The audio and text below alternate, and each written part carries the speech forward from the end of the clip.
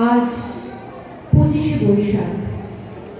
এই দিনটি শুধু কবিগুরুর জন্মদিনই নয়, এটি বাঙালি অনুভূতি ও আবেগের জন্ম।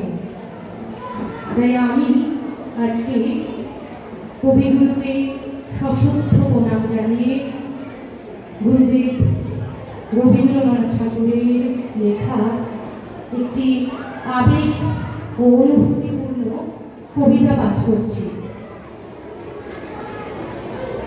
হঠাৎ দেখা। রেলগাড়ির কামরায় হঠাৎ দেখা, ভাবিনি সম্ভব হবে কোনোদিন।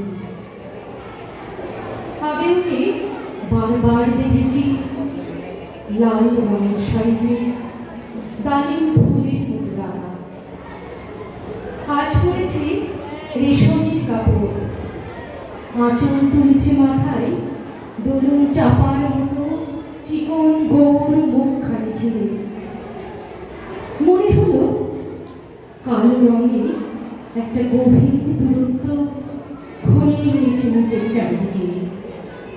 যে দূরত্ব সর্ষে ক্ষেতের শেষ সীমানায় শালবনের নীলাঞ্জনে থমকে গেল আমার সমস্ত মনটা। চেনা লোককে দেখলে অচেনার গাম্ভীর্যে। হঠাৎ খবরের কাগজ ফেলে দিয়ে আমাকে করলে নমস্কার। সমাজবিধির পথ খেয়াল খুলে আলাপ করলেন শুরু।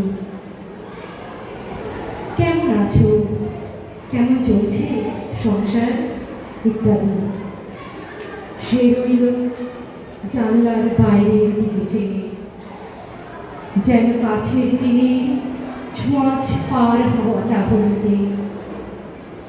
দিলের অত্যন্ত ছোট দুটো একটা জবাব, কোনো টাকা দিলেই না। বুঝিয়ে দিলে হাতের অস্থিরতায়, কেন এসব কথা, এর চেয়ে অনেক ভালো চুপ করে থাকা। আমি ছিলেন অন্য বেঞ্চিতে ওর সাথীদের সঙ্গে। এক সময়ে আঙুল নেড়ে জানালে কাছে আসতে। মনে হলো কম সাহস নয়। বসল ওর এক বেঞ্চিতে। গাড়ির আওয়াজে দাঁড়ালে বললে মৃদুস্বরে, কিছু মনে করো না, সময় কোথা, সময় নষ্ট করবার। আমাকে নামতে হবে পরের স্টেশনে, দূরে যাবে তুমি, দেখা হবে না আর কোনোদিনই। তাই যে প্রশ্নটার জবাব এতকাল থেমে আছে, শুনবো তোমার মুখে। সত্য করে বলবে তো? আমি বললে বলবো। বাইরের আকাশের দিকে তাকিয়ে শুধু আমাদের গেছে যেদিন, একেবারেই কি গেছে, কিছুই কি নেই বাকি। একটু রইলে চুপ করে, তারপর বললে রাতের সব তারাই আছে দিনের আলোর গভীরে। খটকা লাগলো, কি জানি বাড়িয়ে বললেন নাকি। ও বললে থাক, এখন যাও ওদিকে।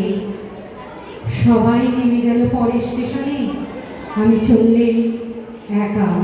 নমস্কার। অনেক